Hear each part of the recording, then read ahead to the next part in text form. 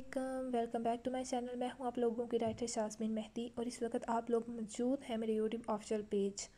और जैसा कि आप लोगों ने देखा होगा कि इस वक्त हम वाकई में मौजूद हैं मेरे यूट्यूब ऑफिशियल पेज पे।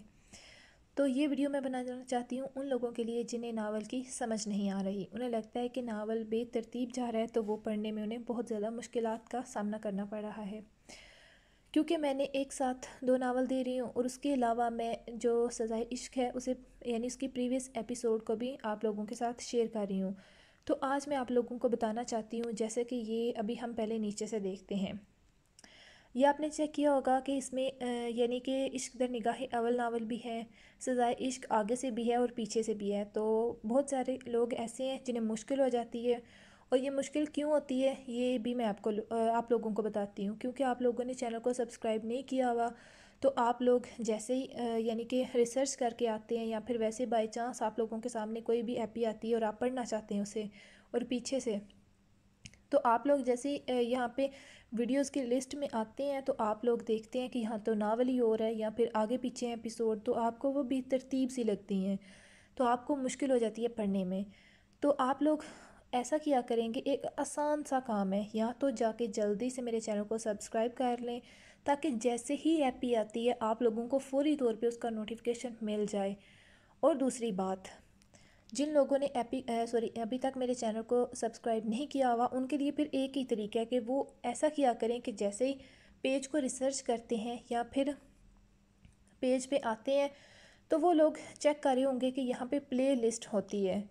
जैसे कि अभी हम जाएंगे प्ले लिस्ट के अंदर, तो ये उन लोगों के लिए आसानी है कि यहाँ पे बने हुए हैं जी पार्ट्स। सबसे पहले जैसे ये इश्क दर निगाह अव्वल है, तो जो लोग इसे पढ़ रहे हैं उन लोगों को तो आसानी है कि वो आराम से जैसे ओपन करेंगे, इसमें से अभी 3 ही एपिसोड आई हैं।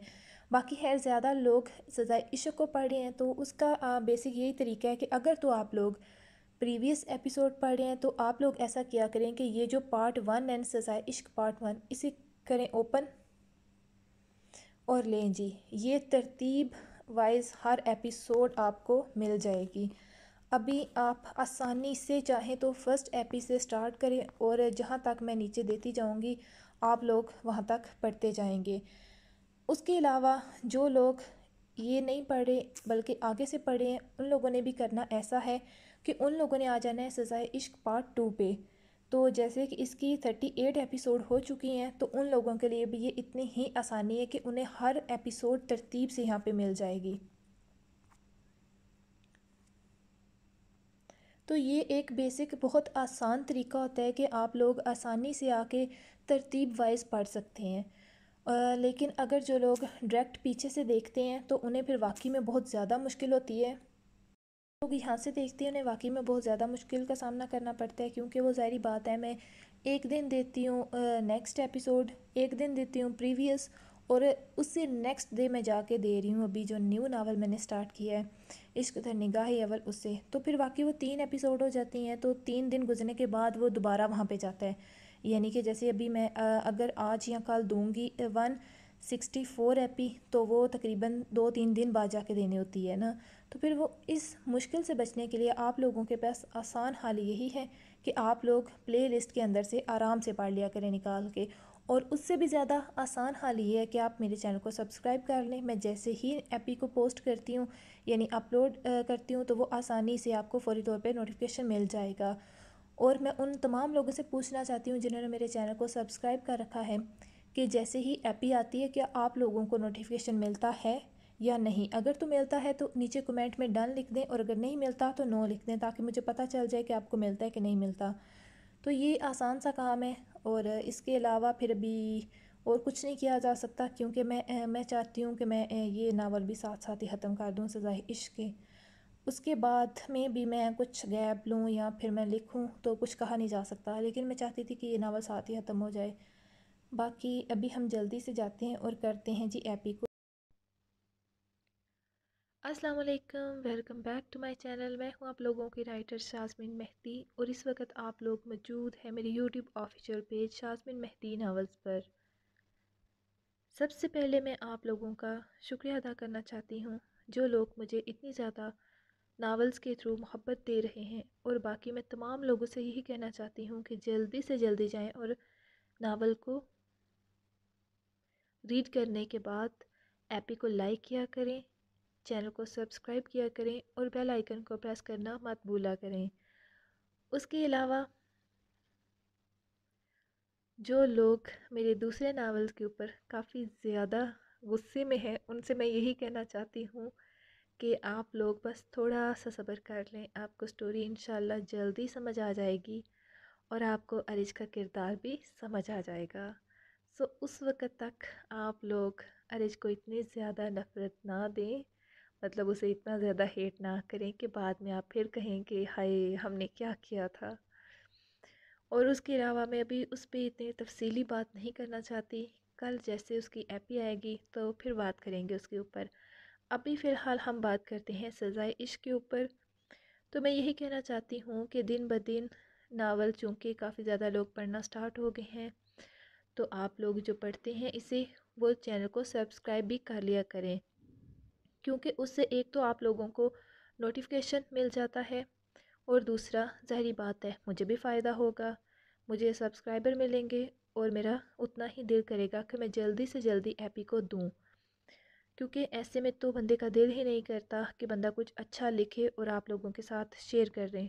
लेकिन फिर भी जिन लोगों ने मुझे अभी तक सब्सक्राइब किया हुआ है उन लोगों के लिए मैं पूरी कोशिश करती हूँ कि जल्दी से जल्दी एपी को दूँ।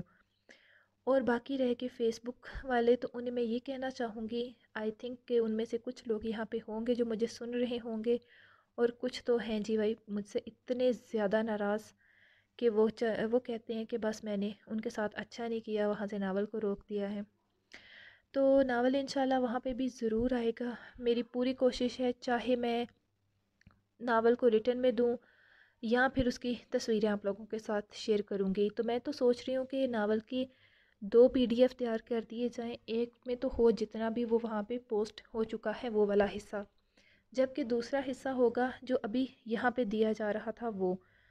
तो आप लोगों की मर्ज़ी है, अब आप लोग जल्दी से आए यहाँ पे पढ़ें। और जो लोग मुझसे गुस्सा है, नाराज़ हैं, वो लोग फ़िक्र ना करें, मैं वहाँ पे भी नावल को ज़रूर दूँगी। हाँ, ये बात तो है कि नावल काफ़ी लेट हो जाएगा वहाँ पर, लेकिन भाई फिर अभी मैंने इतनी मेहनत से नावल को लिखा, वहाँ पे एक तो वो चोरी होना स्टार्ट हो गया, दूसरा आप लोगों ने इतना अच्छा वहाँ पे रिव्यूज़ नहीं दिए, यानी मेरी मेहनत की कोई कदर ही नहीं थी भाई। तो मैंने सोचा कि भाई अब हम भी अपना फ़ायदा देखते हैं, तो मैंने वहाँ से नावल को रोक दिया, यहाँ पे आ गई।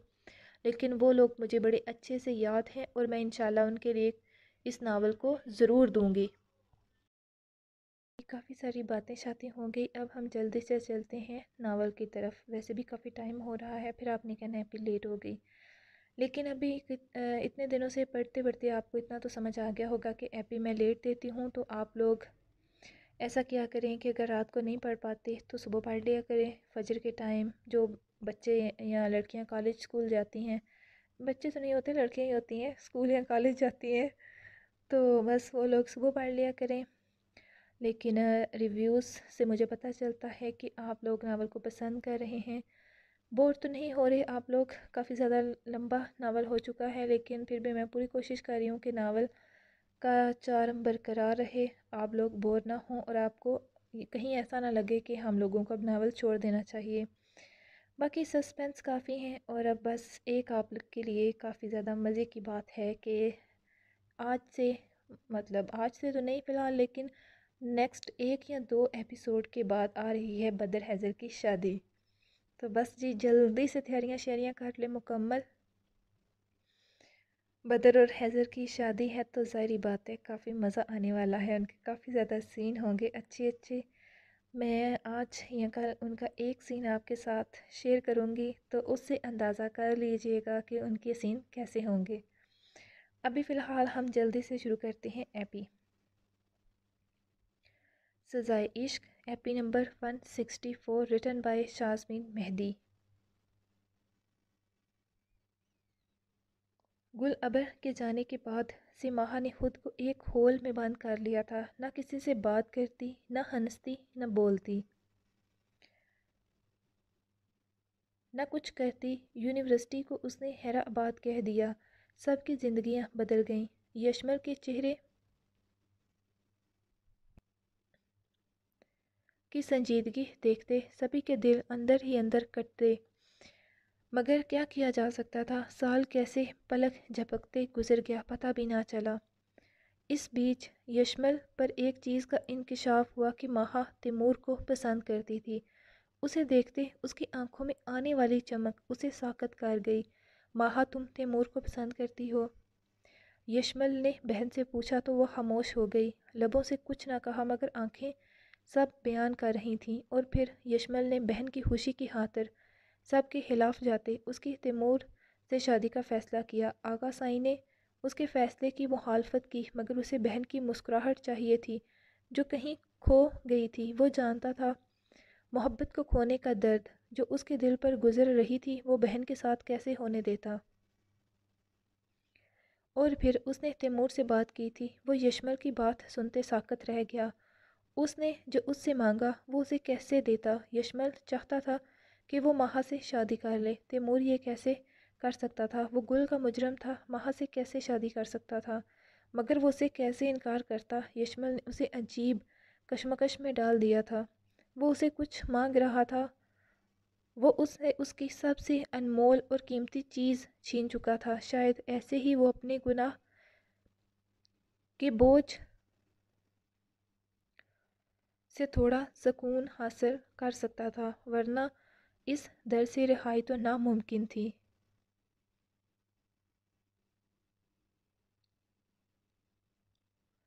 اور پھر اس نے کچھ سوچنے کا وقت مانگا۔ اپنے دل و دماغ کو بہت سمجھانے کے بعد اس نے یشمل کو ہاں کہہ دی۔ ماہا کی تیمور سے شادی ہو گئی۔ تیمور نے ماہا کو پورے دل سے اپنایا تھا۔ گل آج بھی تھی اس کے دل میں مگر وہ ماہا کو خوش رکھنے کے لیے کچھ بھی کر سکتا تھا۔ اس کی محبت توجہ سے ماہا آہستہ آہستہ پہلے کی طرح ہو گئی تھی، مگر پھر اچانک اس کی ماں کا جانا اسے ویسے ہی کر گیا۔ ڈاکٹر نے کہا تھا کہ اس کی حالت کی وجہ سے ماں بننے میں اسے رکاوٹ آ رہی تھی کیونکہ وہ مینٹلی ڈسٹرب ہونے کی وجہ سے دماغی میڈیسن استعمال کر رہی تھی۔ تیمور خود کو اس رات سے آزاد نہ کر پایا۔ وہ آج بھی پہلے کی طرح گل ابر کی قبر پر جاتا ہر روز رات کو۔ اور پھر ایک بڑا چینج آیا، یشمل کی شادی۔ تیمور کو لگا اس کے سر سے ایک بوجھ تو سرکا تھا۔ یشمل کو اکیلے دیکھتے وہ احساس جرم اور بڑھ جاتا، مگر اب اس کی شادی۔ وہ دل سے خوش تھا مگر سکون پھر بھی نہیں تھا۔ ندامت تھی کہ اس کی وجہ سے یشمل اور گل دور ہوئے تھے، ان کی محبت ادھوری رہ گئی۔ اور پھر وقت اور آگے سرک گیا۔ یشمل کی شادی ہو گئی، تیمور کی والدہ کا انتقال ہو گیا۔ یشمل کی بیٹی ہونے کے بعد ماہا کو اپنی خالی گود کا احساس اور شدت سے نہیں ہوتا، مگر یہ کہ خدا کے ساتھ ہی تھا۔ تیمور ہر طرح سے کوشش کرتا کہ ماہا خوش رہے، اور پھر وہ منحوس دن ان کی زندگی میں ایک بار پھر آیا جو ان کی خوشیوں کو نگل گیا۔ اچانک سے یشمل کی موت نے سب کے دماغ خراب کر دیے۔ یشمل کی موت اتنی غیر متوقع تھی کہ سب کے دماغ اپنی جگہ سے ہل گئے تھے۔ وہ لوگ شہر شادی کے فنکشن میں گئے تھے، سبرینا کے کزن کی شادی تھی، اور رستے میں آتے ہوئے ان لوگوں کا ایکسیڈنٹ ہو گیا۔ کسی کو یقین نہیں آ رہا تھا کہ ایسا ہوا تھا۔ تیمور خود شوق کی کیفیت میں تھا۔ اچانک سے یشمل، سبرینا اور ان کی بچی کا جانا ایک قیامت کا ہی منظر تھا۔ یہ دکھ سب کو توڑ کے رکھ گیا۔ ہر کسی پر ایک کے بعد دوسرا دکھ کا پہاڑ گرا تھا۔ ماہا کی حالت غیر ہو گئی، اسے ہاسپٹل میں داخل کروانا پڑ گیا۔ وہ گل کی موت کی طرح پھر سے ایک بار ساکت ہو گئی۔ ڈاکٹر نے تیمور سے کہا تھا کہ وہ ماہا کو اس جگہ سے دور لے جائے تاکہ شاید اس کے لیے اچھا ہو۔ اور پھر تیمور نے اسیر سے بات کی اور اس نے اس کے لیے وہاں پر ایک فلیٹ لے لیا جو تھا تو چھوٹا مگر تھا بہت خوبصورت، کیونکہ تیمور نے یشمل کی زندگی میں شہر میں جگہ لے رکھی تھی مگر اس پر کام شروع ہوتا اس سے پہلے یشمل لوگوں کی موت نے انہیں اتنا ڈسٹرب کر دیا تھا کہ اس کو ہوش ہی نہ آیا وہاں پر کچھ کرنے کا۔ وہ جگہ خالی ہی پڑی تھی، ویسے کی ویسی، مگر اب تیمور کی موت کے کچھ ماہ بعد وہ لوگ شہر شفٹ ہو گئے اپنے فلیٹ میں، جبکہ ساتھ ہی تیمور نے گھر کا کام بھی شروع کروا دیا۔ وقت آہستہ آہستہ گزرنے لگا۔ اسیر کی بیوی آسیہ اکثر ماہا کے پاس آ جاتی یا پھر اسے اپنے ساتھ لے جاتی تاکہ اس کے دماغ پر اچھا اثر ہو اور وہاں پر وہ تھوڑی ان یادوں سے باہر بھی آنے لگی تھی۔ وقت سب سے بڑا مرہم تھا۔ اب اتنے غم تھے کہ کسی چیز کا اب اثر ہی نہ ہوتا۔ ایک کے بعد ایک کا جانا، جبکہ دوسری طرف چھوٹی حویلی ویران ہو گئی، اجڑ گئی۔ کسی کی نفرت بدلے کی آگ سازش اسے ویران کر گئی، سب بکھر گیا۔ یشمل لوگوں کی موت کے 1 سال بعد ماہا کی ماں بننے کی خبر جیسے مردہ جسم میں جان ڈال گئی سب کے۔ تیمور نے اسے ہتھیلی کا چالہ بنا لیا، جبکہ تیمور نے گاؤں جانا کب کا چھوڑ دیا تھا۔ اس رات کے بعد وہ واپس گاؤں نہ گیا، نہ ہی گل کی قبر پر۔ جس رات یشمل کو قبرستان میں دفنایا گیا وہ آخری دفعہ تھا جب تیمور قبرستان گیا تھا اور گل کی قبر کے پاس نادم سا سر جھکائے بیٹھا تھا۔ اس کی آنکھوں میں آنسو تھے۔ اب میں یہاں نہیں آؤں گا گل، آج آخری بار آیا ہوں۔ جسے تم سے بے پناہ محبت تھی اب وہ تمہارے پاس ہے۔ اس نے یشمل کی قبر کو دیکھا جو 1 دن پہلے بنی تھی۔ اس پر تازہ گلاب کے پھول پڑے تھے، مٹی گیلی تھی۔ اب تم دونوں کے بیچ میرا کوئی کام نہیں، زندگی میں تم دونوں کے درمیان میں آ گیا، مگر اب نہیں آؤں گا۔ وہ اٹھا،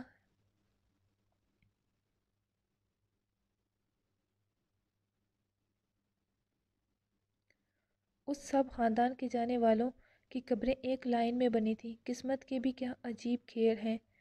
تیمور شاہ نے ان قبروں کو دیکھا۔ زندگی میں ان کے درمیان تیمور شاہ تھا، جبکہ مرنے کے بعد صبرینہ۔ گل کی قبر کے ایک طرف چچی سائیں اور چچا سائیں کی قبر تھی، جبکہ دوسری طرف صبرینہ اور پھر یشمل کی، یعنی قسمت میں ان کا مرنے کے بعد بھی ساتھ نہیں تھا۔ ان سب خاندان والوں کی قبریں ایک لائن میں بنی ہوئی تھیں۔ تیمور شاہ نے گہرا سانس لیا اور ان دونوں قبروں کے درمیان صبرینہ کی قبر کو دیکھا۔ تبھی دور سے ایک شخص اس کی طرف آیا۔ وہ گورکن تھا، قبرستان کا، جو سالوں سے تیمور کو اس قبر پر آتے دیکھتا تھا، مگر کبھی اس نے اسے پوچھا نہ۔ مگر آج چونکہ کافی وقت ہو گیا تھا تیمور کو وہاں پر بیٹھے ہوئے، تو وہ اس کی طرف آ گیا، ورنہ اکثر تیمور رات کے اندھیرے میں ہی واپس پلٹ جاتا تھا صبح کی روشنی ہونے سے پہلے۔ مگر آج وہ روشنی میں بھی وہاں پر ہی بیٹھا ہوا تھا۔ آج اس کے پاس وہاں بیٹھنے کی وجہ موجود تھی۔ آج اس کا دوست، اس کا یار یہاں پر دفن تھا، جبکہ پہلے وہ کس حق سے یہاں پر روشنی میں بیٹھتا، مگر آج وہ روشنی میں بھی وہاں پر رکا ہوا تھا۔ آج قسمت نے اس کے دوست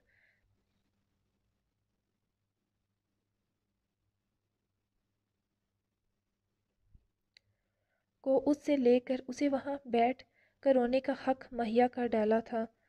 تم کون ہو بیٹا؟ کیا رشتہ ہے اس قبر کی مکین سے تمہارا؟ میں پچھلے 5 سال سے دیکھ رہا ہوں تم بلا ناگہ یہاں آتے ہو۔ گورکن نے تیمور شاہ سے آج پوچھ ہی لیا تھا۔ رشتہ؟ گورکن کے الفاظ پر اس کے دل میں تیر پیوست ہوا۔ دکھ تو یہی تھا کہ کوئی رشتہ نہ ہوتے ہوئے بھی سارے دل کے رشتے اسی سے جڑے تھے۔ اس کی آنکھوں سے ایک آنسو گرا۔ اس کے بنا کہے بھی گورکن بہت کچھ سمجھ گیا۔ کچھ دیر وقفے کے بعد اس کی آواز گونجی، میں وہ بدترین انسان ہوں جس نے اپنی محبت کو خود رسوا کر ڈالا۔ میں اس کی موت کا ذمہ دار ہوں۔ آواز میں نمی تھی اور وہ شکست زدہ قدموں سے قبرستان سے نکل گیا، کبھی نہ لوٹ کر آنے کے لیے۔ اور پھر سے تیمور کی خوشیوں کو نظر لگ گئی۔ پھر وہ رات ایک بار آئی اور پھر سے اس سے اس کا سب کچھ چھین کر لے گئی۔ وہی رات جو سالوں پہلے خود اسے اس کی نظروں میں گرا گئی تھی۔ اس رات پھر سے وہی رات تھی، وہی تاریخ تھی، وہ وقت، اور وقت نے اپنا پھر سے آپ دکھایا تھا۔ اسے گل کا مجرم بنا گئی تھی ایک بار۔ یشمل گل کو جدا کر گئی تھی۔ وہ رات، وہی تاریخ پھر سے آئی تھی اور اس کا پھر سے سب کچھ چھین لے گئی۔ وہ ایک بار پھر سے بکھر گیا، سب برباد کر کے۔ اس کی زندگی کے ساتھ ساتھ اس کی وہ بچی جو بھی دنیا میں بھی نہیں آئی تھی، اسے ماں کی ممتا سے محروم کر گئی۔ اس ننھی سی معصوم کلی سے ماں کی ممتا چھن گئی۔ ماں کیا ہوتی ہے وہ کبھی جان ہی نہ پائی۔ اس کی دنیا میں آتے ہی ماں چلی گئی۔ وہ ایک بار پھر سے مجرم بنا تھا اپنی بیٹی کا، ایک بار پھر سے قاتل بنا تھا اپنی بیوی کا۔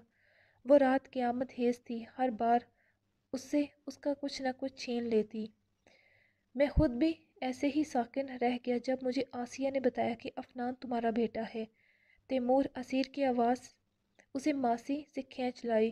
اس کے کانوں میں سائیں سائیں کی آواز گونج رہی تھی۔ اسیر کے ہلتے لب، وہ خالی نظروں سے اسے دیکھ رہا تھا۔ یہ کیسا انکشاف تھا؟ تیمور، میں جانتا ہوں یہ سچ بہت بڑا ہے۔ سالوں سے تو جس درد میں مبتلا رہا پھر سے ہرا ہو گیا ہے۔ حویلی والوں نے گل ابر کو دنیا کی نظروں میں مردہ کر دیا تھا، مگر گل زندہ تھی۔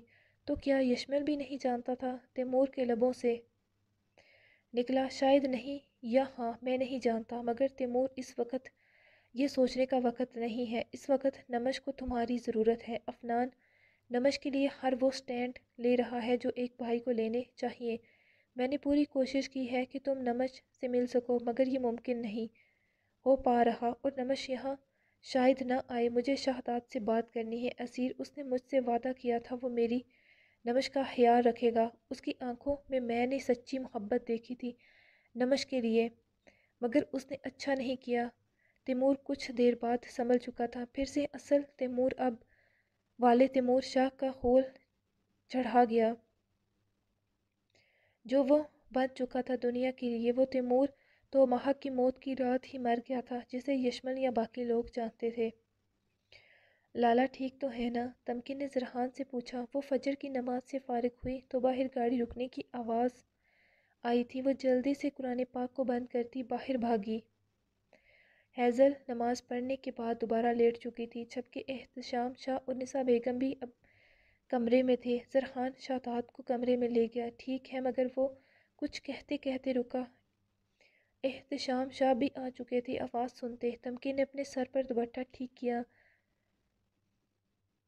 کیسا ہے وہ؟ ٹھیک ہے، مگر آرام کی اشد ضرورت ہے اسے، بہت ڈسٹرب ہے وہ۔ احتشام شاہ گہرا سانس لیتے باہر کی جانب بڑھ گئے۔ باپ تھے، ظاہر سی بات تھی، بیٹے کی حالت دیکھتے بہت پریشان تھے۔ چہل قدمی کرنے کے لیے چلے گئے۔ آپ ٹھیک ہیں؟ تمکن نے زرحان کو ماتھا مسلتے دیکھ فکر مندی سے پوچھا۔ ہاں، سر میں درد ہے۔ ناشتہ بناؤں آپ کے لیے؟ نہیں، چائے بنا دو، میں فریش ہوں گا۔ اوکے، میں ابھی بناتی ہوں، وہ کہتی چلی گئی۔ کچن میں جب کہ زرحان یہاں پہلے بھی رکتا تھا، وہ اپنے کمرے کی طرف بڑھ گیا۔ تمکن چائے بناتے اس کے کمرے میں آئی تو زرحان فریش ہوتے بیڈ پر بیٹھے اپنی کن پٹیاں دبا رہا تھا۔ آپ کی طبیعت زیادہ خراب ہو جائے گی، ایسے آپ ناشتہ کرتے، میڈیسن لے لیتے تو اچھا ہوتا، وہ تفکر سے دیکھتی بولی۔ نہیں، میرا دل ابھی نہیں کر رہا، مگر اگر تم اپنے ہاتھوں سے سر دباؤ تو مجھے سکون اور آرام دونوں مل سکتے ہیں۔ تمکن کی پلکیں لرزیں۔ زرحان نے اس کے لیے جگہ بنائی اپنے پاس۔ تمکن جھجکتے بیٹھی تو زرحان اس کی گود میں سر رکھ گیا۔ تمکن کے نہ صرف چہرے پر سرخی پھیلی بلکہ بدن میں بھی کپ کپی طاری ہوتے دل کی دھڑکن تیز کر گئی۔ حیا کے بوجھ سے پلکیں جھکیں جبکہ زرحان آنکھیں موند گیا۔ تمکن کے دل کی دھڑکن اسے بآسانی سنائی دے رہی تھی، مگر وہ ایسے ہی رہا۔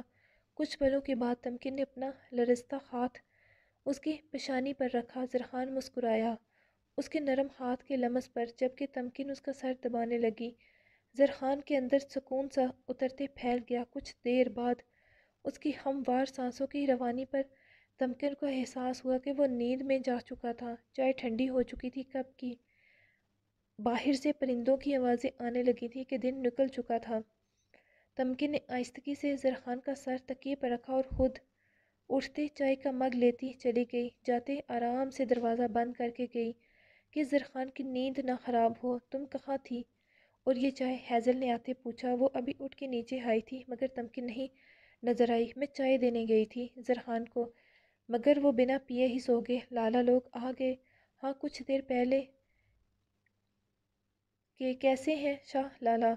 ٹھیک نہیں تھے یار، مجھے تو خود سمجھ نہیں آ رہی کہ نمش بھابھی ایسا کیسے سوچ سکتی ہیں، اور طلاق کے پیپر کہتے ہی دل و دماغ اپنی جگہ سے ہل جاتا ہے۔ کیا ہو گیا ہے یار؟ کتنا اچھا ہو رہا تھا سب۔ رمضان کے مہینے میں دل کو سکون سا آنے لگا تھا کہ اب سب نارمل ہو جائے گا، مگر رملہ آپی کی وجہ سے سب پھر خراب ہو گیا۔ اپنی زندگی تو خراب کی، ساتھ شاہ لالا اور نمش بھابی کے درمیان بھی غلط فہمی پیدا کر دی۔ بس کیا کہا جا سکتا ہے۔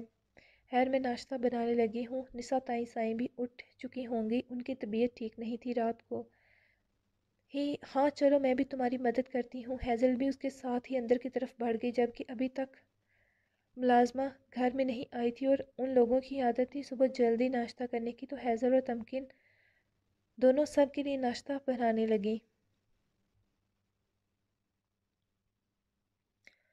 شہداد اٹھ چکا تھا اور فریش ہوتے نیچے آیا۔ اس کا دماغ ابھی تک بھاری تھا، مگر ظاہر سی بات تھی وہ ایسے کمرے میں بند تو نہیں رہ سکتا تھا۔ زرحان جا چکا تھا، اس کے آفس میں ایک میٹنگ تھی، اسی لیے جب کہ شہداد جیسے ہی نیچے آیا وہاں پر سبھی بیٹھے ہوئے تھے، مگر سبھی کے چہرے خاموش تھے۔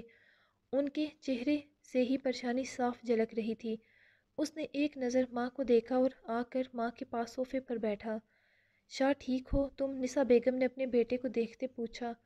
ٹھیک ہوں میں، اس نے گہرا سانس لیتے کہا۔ بچے جو ہوا وہ نہیں ہونا چاہیے تھا، نمش کو ایسے نہیں کہنا چاہیے تھا، ایسی غلط فہمی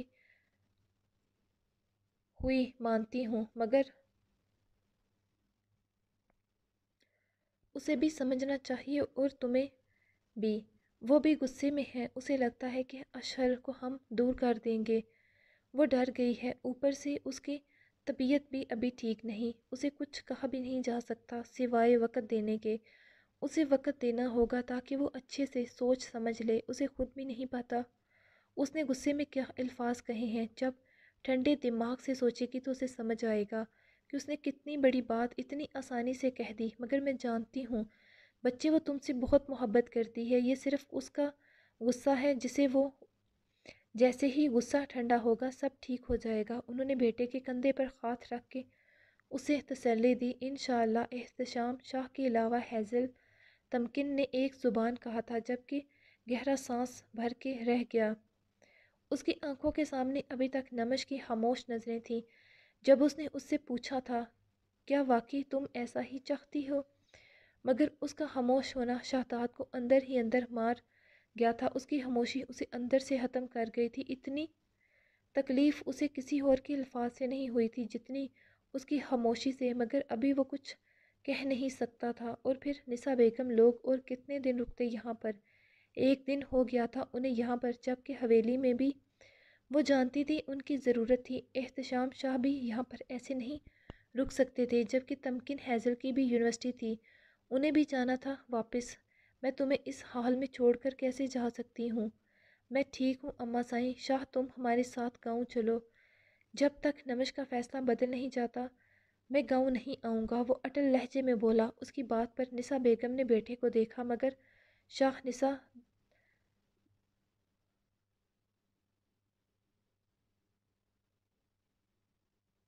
شہداد کی مرضی ہے، اگر وہ نہیں آنا چاہتا تو اسے فورس مت کریں۔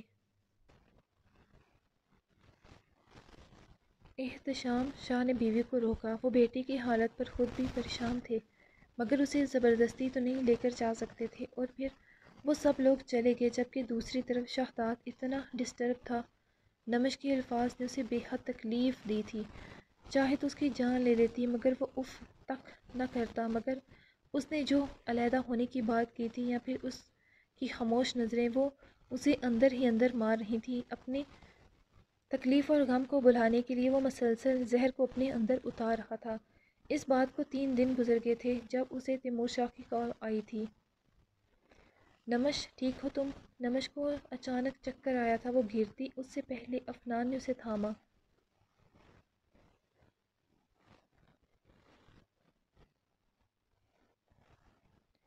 کچھ دیر نیند لینے کے بعد وہ اٹھی تو دوبارہ انہی تمام سوچوں میں محو ہو گئی۔ ابھی وہ باہر آئی تو اچانک اسے چکر آیا تھا۔ بیٹھو یہاں، اس نے اسے بٹھایا اور ارحا نے پانی کا گلاس لاتے اس کے لبوں سے لگایا، جبکہ انجشا برخان ہاسپٹل جانے لگے تھے۔ ابیشا کو انجیکشن لگنا تھا آج، پہلا۔ دوسرا انجشا نے بھی اپنا چیک اپ کروانا تھا۔ مجھے لگتا ہے نمش کو ہاسپٹل لے جانا چاہیے۔ نہیں میں ٹھیک ہوں، اس نے انکار کیا۔ نہیں نمش، تمہاری طبیعت ٹھیک نہیں لگ رہی، اور ویسے بھی تمہاری کل ڈاکٹر سے اپوائنٹمنٹ ہے، تو کل سے بہتر آج ہی چلے جاتے ہیں۔ انجشا بھی ہاسپٹل ہی جا رہی تھی۔ ہاں نمش، ایسے لاپرواہی اچھی نہیں ہوتی، چلو تم ہمارے ساتھ، برہان نے سے کہا۔ میں جاتی ہوں نمش کے ساتھ، ارحا نے کہا اور جلدی سے جا کر اپنا بیگ لے آئی، اور پھر برہان، انجشا، نمش، ارحا ہاسپٹل چلے گئے۔ نمش کسی چیز کی بہت ٹینشن لے رہی ہے جو نمش کے لیے خطرناک ہو سکتی ہے۔ وہ پہلے ہی کوما میں رہی ہے کچھ عرصہ، اوپر سے اسے پریگنینسی میں دل کا پرابلم بھی رہا ہے، اس لیے اسے جو بھی پریشانی ہے اس سے دور رکھیں۔ ہو سکے تو نمش کو کسی ایسی جگہ لے جائیں جہاں اس کا دل و دماغ پر اچھا اثر پڑے، وہ فریش فیل کرے۔ ڈاکٹر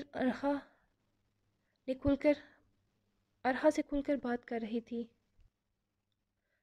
جبکہ نمش اشہل کے ساتھ لگی تھی جو آنکھیں کھولے اسے دیکھ رہا تھا۔ اوکے ڈاکٹر، مگر نمش اگر ٹریول کرے تو اسے کوئی مسئلہ تو نہیں ہوگا؟ ارحا نے پوچھا۔ نہیں، وہ اب سفر کر سکتی ہے آرام سے۔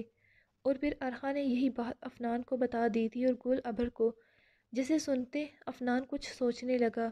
مجھے لگتا ہے نمش کو کچھ عرصہ کے لیے باہر بیچ دیتے ہیں، برہان نے اسے کہا۔ ویسے بھی نمش نے خود کہا تھا کہ وہ یہاں سے جانا چاہتی ہے، اور شہداد، کیا شہداد، وہ سمجھ جائے گا افنان کہ نمش کو ابھی وقت لگے گا ٹھیک ہونے میں، پہلے کی طرح نارمل ہونے میں۔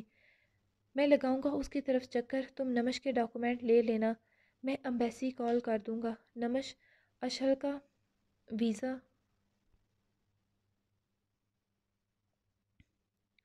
لگ جائے گا، بلکہ اماں بھی کا بھی، مگر افنان وہ اکیلے، مجھے لگتا ہے تمہیں اور ارحا کو بھی ساتھ چلے جانا چاہیے۔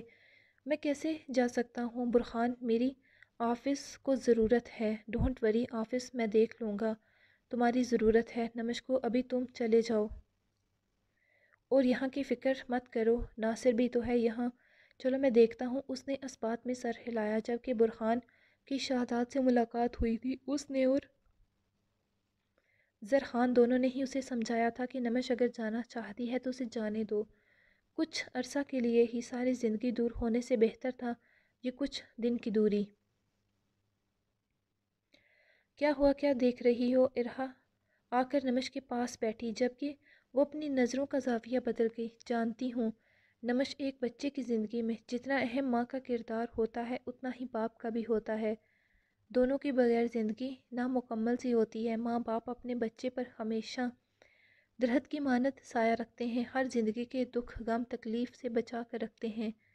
سامنے دیکھ رہی ہو برہان بھائی اور انجشا کو؟ ابیشا کی ایک مسکراہٹ پر دونوں کھل اٹھتے ہیں اور وہ اپنے ماں باپ کو دیکھ کر روتے ہوئے بھی ہنس دیتی ہے۔ ہم چاہیں جتنی بھی محبت دے لیں مگر اشہل کی زندگی میں شہداد بھائی کی جگہ نہیں لے سکتے۔ وہ جیسے جیسے بڑا ہوگا اسے شہداد بھائی کی ضرورت ہوگی۔ تم نے خود اس کی کمی کو جیا ہے، ماں کے بنا کیسی زندگی تھی تمہاری؟ بے شک اماں بھی نے تمہیں ہر طرح کی محبت دی، کبھی ماں کی کمی محسوس نہ ہونے دی، مگر سچ بتانا، کیا نمش کبھی ماہ انٹی کی یاد نہیں آئی تمہیں؟ زندگی کے ہر قدم پر تم نے انہیں مس کیا کہ نہیں؟ انہیں یاد کیا تو اب ویسے ہی یہ کمی اشہل کی زندگی میں نہ آنے دو۔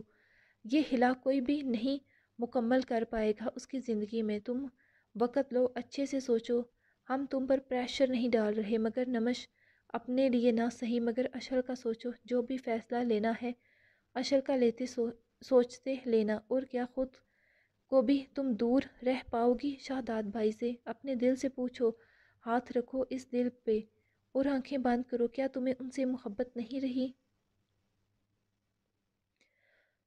جو ہوا اسے دماغ سے نکال کر، ایک غلط فہمی تھی وہ، اور غلط فہمیاں اکثر گھر اجاڑ دیتی ہیں۔ وہ اسے پیار سے سمجھا رہی تھی جبکہ نمش خاموش تھی۔ یہی بات اسے گل ابر اور انجشا بھی سمجھا چکی تھیں۔ تم وقت لو، چاہے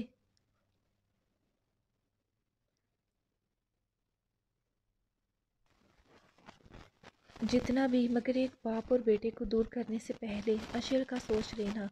ابھی وہ بچہ ہے، کل کو بڑا ہوگا، تم سے پوچھے گا۔ کل ان لوگوں کی فلائٹ تھی، آج ارحا ایک آخری بار کوشش کرنا چاہتی تھی اسے سمجھانے کی۔ وہ جانتی تھی کہ وہ اسے وہاں پر بھی جا کر سمجھا لے گی، مگر وہ یہ بھی چاہتی تھی کہ وہ نہ جائے، کیونکہ اس کا جانا ایک قسم سے شہزاد بھائی کو توڑ دے گا، اور وہ ایسا نہیں چاہتی تھی۔ وہ چاہتی تھی کہ دونوں خوش رہیں، اشل کے بچپن کے ایک ایک دن کو وہ دونوں اکٹھے جئیں، اسے بڑا ہوتے اپنی آنکھوں سے دیکھیں، ہر ماں باپ کی طرح۔ شہزاد، تم سے کہا تھا میری بیٹی کی آنکھوں میں آنسو نہ آنے دینا، مگر تم نے وہی کیا۔ میرا قصور تھا، اجازت دی تھی میری جان لے لو، مگر نمش کا خیال رکھنا، پر تم نہ کر سکے یہ۔ اب تم اس کے پاس جانے کا سوچنا بھی مت سوچنا کہ میں جیل میں ہوں تو میرے ہاتھ بندھے ہیں، میں اپنی بچی کے لیے کچھ کر نہیں سکتا۔ نمش نے جتنے دکھ دیکھنے تھے، جتنے آنسو بہانے تھے بہا لیے، اور ہر غم سہ لیا۔ اب بس تمہارا اور حویلی والوں کا بدلہ مجھ سے بدلا لو، مگر نمش اب تمہارے نکاح میں نہیں رہے گی۔ اس نے جو فیصلہ کیا ہے، میں اس کے ساتھ کھڑا ہوں اس میں، اور کل تمہیں نمش کے وکیل کی طرف سے کاغذات مل جائیں گے اس کے اس ملک سے جانے سے پہلے۔ اور خبردار شہزاد شاہ، میری بیٹی کو لاوارث مت سمجھنا، ڈرانے دھمکانے کی کوشش بھی مت کرنا، اس کا بھائی نہیں باپ بھی اس کے ساتھ ہے۔ اگر نمش کو کل جانے سے روکا یا اسے روکنے کی کوشش بھی کی تو اسے دنیا کی ایسی جگہ لے جاؤں گا جہاں کبھی نمش کو کیا اپنے بیٹے کا چہرہ بھی نہیں دیکھ پاؤ گے، ترس جاؤ گے انہیں دیکھنے کے لیے۔ اور یہ دھمکی نہیں ہے۔ فون بند ہو چکا تھا، مگر تیمور شاہ کے الفاظ شہزاد کی سماعت میں گونج رہے تھے۔ اس نے ہاتھ میں پکڑا فون پوری قوت سے دیوار پر دے مارا تھا۔ وہ ڈرتا نہیں تھا ان دھمکیوں سے، دنیا کی کوئی طاقت اسے نمش سے دور نہیں کر سکتی تھی سوائے خدا اور نمش کے خود۔ وہ اسے اس کی خوشی، اس کے دماغی سکون کے لیے جانے دے رہا تھا، مگر یہ کاغذات والی بات پھر سے اسے جلتے آگ کے دریا میں پھینک گئی تھی۔ اس کا غصہ دماغ پر چڑھا تھا، رگیں پھول گئیں، اشتعال بڑھ گیا۔ اگر تیمور شاہ نے کہا تھا تو مطلب وہ ابھی تک کسی بات پر قائم تھی۔ اس کا دماغ کھولنے لگا تھا، خون میں اشتعال بڑھ گیا۔ رات سے اسے اپنی طبیعت ٹھیک نہیں لگ رہی تھی، مگر پرواہ کسے تھی؟ وہ شدید غصے کے عالم میں نکلا تھا اور نمش سے ملنا چاہتا تھا، مگر وہ جتنے غصے میں تھا، ضرور وہ پھر سے اگر نمش نے کچھ ایسا ویسا کہا تو اس کے وہ الفاظ پر کنٹرول نہیں رکھ پائے گا، خود پر اور کچھ کر بیٹھے گا۔ وہ نہیں چاہتا تھا کہ نمش اس کی وجہ سے بیمار ہو جائے یا دوبارہ سے وہ اسے غلط سمجھے۔ جو ان کے درمیان غلط فہمی آ چکی تھی، وہ اسے مزید بڑھانا نہیں چاہتا تھا۔ وہ چاہتا تھا کہ نمش نے اسے وقت مانگا ہے تو وہ اسے وقت دے گا، اور ویسے بھی برہان کے الفاظ اسے یاد آئے، شہزاد اسے وقت دو، وہ تمہارے پاس ہی آئے گی، تم سے محبت کرتی ہے، تم سے دور نہیں رہ پائے گی زیادہ دن، ابھی غصے میں ہے، جیسے ہی اس کا غصہ ٹھنڈا ہوگا تو دیکھنا وہ خود آئے گی تمہارے پاس۔ اس نے برہان کے گھر کی طرف جاتی گاڑی کو گھما کر زرحان کے ڈیرے کی طرف موڑ لیا۔ شہزاد بس کر دے، یہ دیکھ میرے ہاتھ۔ زرحان نے شہزاد کے سامنے ہاتھ جوڑ دیے تھے، مگر وہ نہ رکا۔ اس نے ایک اور خالی بوتل کو زمین بوس کرتے نئی کو اٹھا لیا۔ شہزاد نہیں، آج نہ روک مجھے، اس نے اپنی سرخ ہوتی آنکھوں سے زرحان کو دیکھتے کہا تھا۔ آج بہت بھاری ہے رات میرے لیے، آج یہ رات بس ختم نہ ہو۔ شہزاد نے اپنے گھومتے سر کو پشت سے ٹیک لگاتے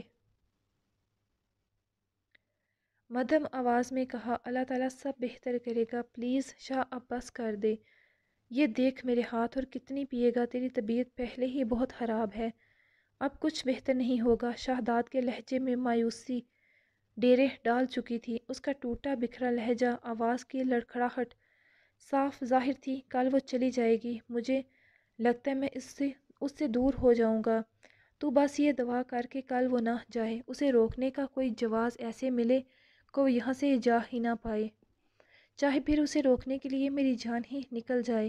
شہزاد زر کا دل کیا تھا شہزاد کو تھپڑ لگا دے، اس کا دل اپنی جگہ سے ہل گیا تھا۔ کیا منحوس باتیں کر رہا ہے، آج تو ایسی بات کی، مگر اگر آئندہ تو نے ایسی واہیات بات کی تو میں تجھے اپنی شکل نہیں دکھاؤں گا۔ جا چھوڑ جا، تو بھی کل وہ بھی چلی جائے گی، جا آج تو بھی چلا جا، سب کو اجازت ہے آج جانے کی، کیا پتہ کل تم سب مجھے چھوڑ کر نہ جا پاؤ۔ اس کے لہجے میں کچھ ایسا ضرور تھا جس کو سنتے زرحان ٹھڑک گیا تھا، اس کی بات اسے چونکا گئی تھی۔ کیا مطلب ہے تیری اس بات کا؟ وہ سیدھا ہو بیٹھا جبکہ شہزاد عجیب سی ہنسی ہنسا تھا۔ کچھ تھا اس کے لہجے میں جو زرخان کو چونکا رہا تھا۔ خیر میں اسے دیکھنا چاہتا ہوں ایک بار، مگر وہ نہیں آئے گی سامنے، شاید وہ تو ملنا بھی نہ چاہے مجھے۔ وہ زخمی مسکراہٹ سے بولا، ایسا بھی کچھ نہیں ہوا شہزاد کہ وہ تجھے نہ ملے، میں کل تجھے خود لے کر جاؤں گا اشل سے ملنے۔ جانے سے پہلے جبکہ شہزاد اٹھا تھا اور جیسے ہی اٹھتے 2 قدم بڑھا، اس کے قدموں تلے سے زمین ہلی تھی پوری کی پوری۔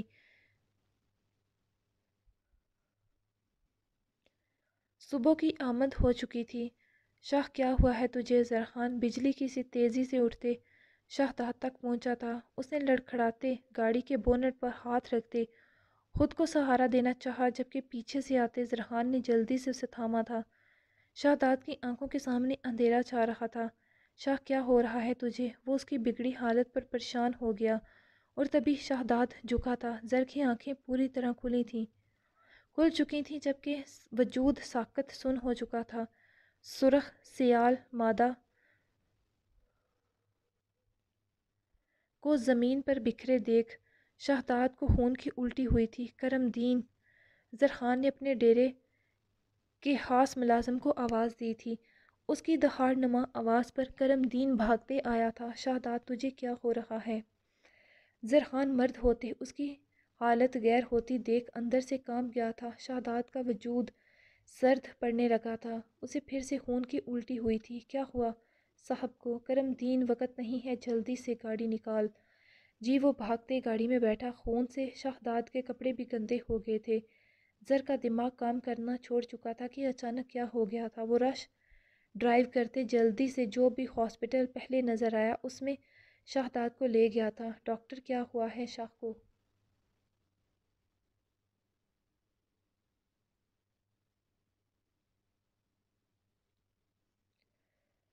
زرخان نے ڈاکٹر سے پوچھا جو ایمرجنسی روم سے نکلا تھا۔ ابھی کچھ کہا نہیں جا سکتا، میں نے کچھ ٹیسٹ کروائے ہیں، جیسے ہی رپورٹ آتی پھر بتاتا ہوں، لیکن ڈاکٹر کچھ تو پتہ چلا ہوگا، کوئی خطرے والی بات تو نہیں؟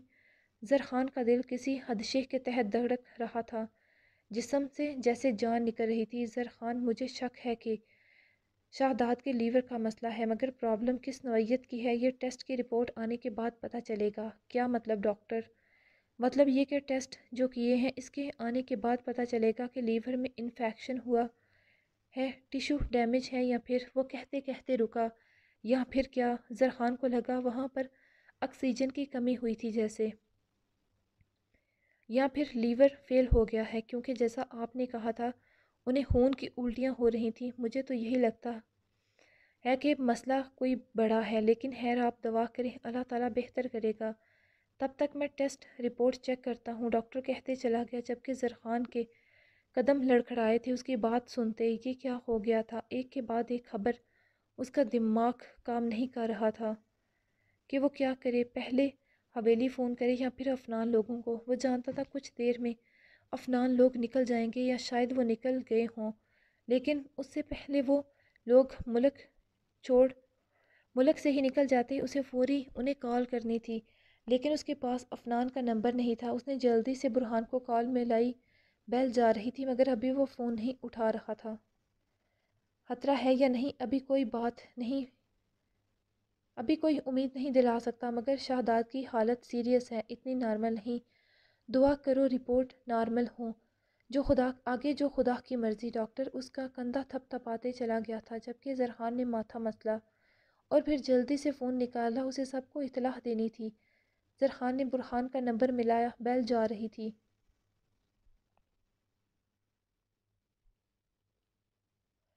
صبح صبح کا وقت تھا، ان کی 11 بجے کی فلائٹ تھی سوئٹزرلینڈ کی۔ ویسے بھی وہاں افنان کو کام تھا تو اس لیے وہ وہاں جا رہے تھے۔ انجشا اپنا اور ابیشا کا خیال رکھنا۔ ارحا بہن سے ملتی بولی، آپ بھی۔ وہ بہن کے بعد نمش کی طرف بڑھی جو ابھی بھی خاموش تھی، دل اداس تھا بے حد۔ وہ آج جا رہی تھی یہاں سے، نہیں جانتی تھی وہ ٹھیک کر رہی ہے کہ غلط، مگر کچھ اچھا نہیں لگ رہا تھا۔ ایک بے چینی سی تھی جو دل کو سکون نہیں لینے دے رہی تھی، گھٹن ہو رہی تھی۔ نمش کیا ہوا؟ اس نے نفی میں سر ہلایا۔ کسی بہت اپنے سے دور جانا آسان نہیں ہوتا، انجشا کی بات پر نمش نے بھیگی پلکیں اٹھائیں۔ اس کی آنکھوں میں نظر آتا درد۔ وہ مسکرائی، کچھ دنوں بعد واپس آ جانا، تمہیں بھی موقع مل جائے گا اچھے سے سوچنے کا۔ فریش دماغ کے ساتھ انجشا نے اشر کو پیار کرتے کہا، جو اٹھ چکا تھا، اسے مجھے دے دو۔ ارہا نے نمش سے اشر کو لے لیا تو انجشا سے ملنے کے بعد گل ابر کی طرف پلٹی اور ان کے سینے سے لگتے وہ اپنی آنکھیں بھیگنے سے روک نہ پائی۔ چلیں، افنان نے آتے کہا۔ ناصر سارا سامان گاڑی میں رکھ چکا تھا۔ ایئرپورٹ بھی ناصر ہی چھوڑنے جا رہا تھا، جبکہ برہان کی میٹنگ تھی اس لیے وہ نہیں جا رہا تھا، جبکہ انجشا تو ابھی اتنا سفر کر ہی نہیں رہی تھی۔ ہم لوگ بھی پہنچ رہے ہیں، تم فکر مت کرو، حویلی کال کی۔ وہ لوگ نکلتے تبھی برہان اوپر سے کہتا تیزی سے نیچے آیا تھا۔ اس کی سپیڈ سے سبھی رکے تھے، اوپر سے اس کے الفاظ۔ برہان کون ہے؟ ہاسپٹل؟ افنان نے فکر مندی سے پوچھا۔ برہان کو دیکھتے بولا۔ برہان کے تاثرات نارمل نہ تھے، چہرے پر سنجیدگی اور فکر دونوں تھیں۔ شہداد، برہان نے گویا سب کے سروں پر دھماکہ کیا تھا۔ نمش لڑکھڑائی تھی، کیا ہوا شہداد کو؟ وہ کیوں ہے ہاسپٹل؟ زرحان کی کال آئی ہے، شہداد کو خون کی وامٹنگ ہو رہی تھی اور ڈاکٹرز۔ اس نے رکتے نمش کو دیکھا جس کا چہرہ سفید ہو چکا تھا۔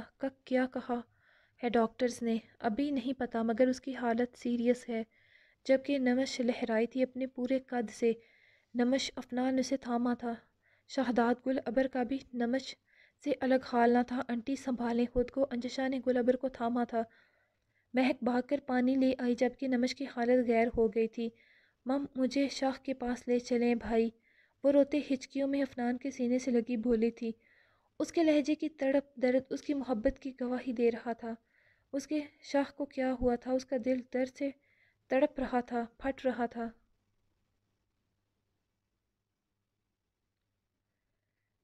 اگر اس کے شاہ کو کچھ بھی ہوا تو وہ زندہ نہیں رہ پائے گی۔ گڑیا تم فکر نہیں کرو، کچھ نہیں ہوگا اسے۔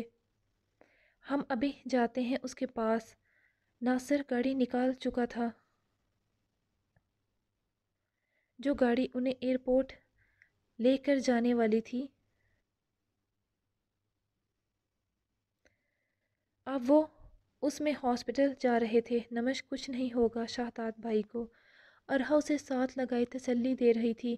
یہ مم میری وجہ سے ہوا ہے، وہ ہچکی لیتے بولی۔ ارے نہیں نمش، یہ تمہاری وجہ سے نہیں ہوا ہے، میری ہی وجہ سے ہوا ہے سب۔ نمش، کچھ نہیں ہوا ہوگا انہیں، تم فکر مت کر، دعا کرو کہ شہداد بھائی بالکل ٹھیک ہوں۔ اور کتنا رستہ ہے ابھی؟ بس 5 منٹ اور، ناصر نے کہا۔ افنان، ارہا اور نمش ایک ساتھ تھے جبکہ دوسری گاڑی میں برہان، انجشا اور گل ابر تھیں۔ نرس، شہداد کون سے کمرے میں ہے؟ میں نہیں جانتی، تو جلدی سے چیک کرو اور بتاؤ، اس نے ریسیپشن پر کھڑی نرس سے کہا۔ سر، وہ آئی سی یو میں ہے۔ جبکہ نرس کے الفاظ پر نمش کے قدموں تلے سے زمین نکلی تھی۔ اس کے کانوں میں اس کے الفاظ گونجے، مار دو مجھے، قصہ ہی ختم ہو جائے۔ نہیں نمش، کچھ نہیں ہوا۔ کون سے فلور پر ہیں وہ؟ فلور نمبر 2، سب سے پہلے آئی سی یو ہی ہے، نرس پروفیشنل انداز میں بولی۔ وہ سبھی اوپر کی طرف بھاگے تھے۔ زرحان، کیا ہوا ہے؟ برہان، لوگ ابھی پہنچے تھے، وہ بھاگنے کے سے انداز میں زرحان تک پہنچا تھا جو ابھی ڈاکٹر کے کیبن سے نکلا تھا۔ اس کی نڈھال سی حالت کچھ برا ہونے کا سگنل دے رہی تھی۔ زرحان نے برہان کو دیکھا اور اس کے گلے لگ گیا۔ زرحان، بول کیا ہوا ہے؟ شہداد، کیا ہوا ہے اسے بتا زر۔ ڈاکٹر نے کہا ہے رپورٹ۔ ڈاکٹر نے کیا کہا؟ رپورٹ میں کیا آیا؟ ڈاکٹر نے کہا ہے شہداد کا لیور کام کرنا چھوڑ چکا ہے، زیادہ پینے کی وجہ سے اس کے لیور کے ٹیشو ڈیمیج ہو چکے ہیں۔ اس کا جگر صرف 1% اس وقت 1% کام کر رہا ہے۔ حویلی میں شہداد کے ہاسپٹل میں ایڈمٹ ہونے والی بات کسی زلزلے سے کم نہ تھی۔ حویلی والوں کے سروں پر گرا تھا جیسے سبھی کے سروں پر ایک کے بعد ایک بری خبر۔ سب کے اوزان خطا ہو گئے تھے۔ آخر کیا ہو رہا تھا؟ نسا بیگم تو گرنے کے سے انداز میں صوفے پر بیٹھی تھی۔ سبھی بے حد پریشان ہو گئے تھے۔ مسلسل بدر اظہر خان سے رابطے میں تھا، سبھی ہی شہر کے لیے نکل گئے تھے، آغا سائیں سمیت، اور رملہ بھی گئی تھی، وہ ابھی اس کے نکاح میں تھی۔ نسا بیگم کا رو رو کر برا حال تھا۔ نور اور ہادیہ مسلسل نسا بیگم کو تسلی دے رہی تھیں، مگر ان کے हालत कैसे संभलती। उनका जवान बेटा हॉस्पिटल के बिस्तर पर पड़ा था। वो कैसा था वो नहीं जानती थी। जब तक उसे अपनी आंखों से ना देख लेती उनके दिल को सुकून कैसे आना था। आई एम सॉरी, लेकिन अब कुछ भी हमारे हाथ में नहीं। शाहदाद के बचने के चांसेस नहीं हैं। हमने हर कोशिश करके देख ली है, अब सिर्फ दुआ ही की जा सकती है। उसका लीवर मुकम्मल तौर पर काम करना छोड़ चुका है। डॉक्टर के अल्फाज ने नमश के जिस्म से रूह खींच ली थी, बल्कि सभी लोग जो वहाँ मौजूद थे साकित हो चुके थे, और यही हाल अभी अभी वहाँ पहुँचे हवेली वालों का था। सभी की चीखों पुकार बुलंद हुई थी। नमश अरहन उसे थामा था जो होशो हवास खो चुकी थी। सो गाइस, कैसी लगी आप लोगों को एपिसोड। उम्मीद करती हूँ आप लोगों को एपी पसंद आई होगी। मैंने पूरी कोशिश की कि मैं एपी को अच्छा लिख सकूँ, आप लोगों को पसंद आए, पढ़ते हुए इंजॉय करें। एक के बाद सेकंड वाला ट्विस्ट स्टार्ट हो चुका है, शाहदाद वाला। तो अभी इंशाल्लाह नेक्स्ट एपी भी शाहदाद पर ही होगी, और उससे आगे इंशाल्लाह अल्लाह ताला ने चाहा तो बहुत जल्द मैं नेक्स्ट एपिसोड भी दूंगी, जिसमें शाहदाद के बाद बदर लोगों की शादी के फंक्शन स्टार्ट हो जाएंगे। लेकिन उनकी शादी से पहले भी एक है छोटा सा ट्विस्ट, जो पढ़ के आप लोगों को उम्मीद करती हूँ मज़ा आएगा। लेकिन तब तक आप लोग मुझे दें इजाज़त, दुआओं में याद रखें। अल्लाह हाफिज़।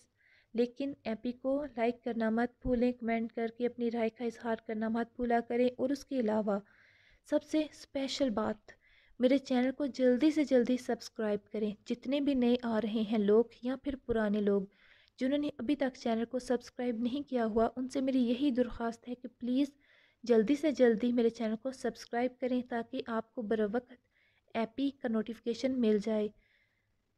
सो अल्लाह हाफिज़ गाइस, इंशाल्लाह जल्द मुलाकात होगी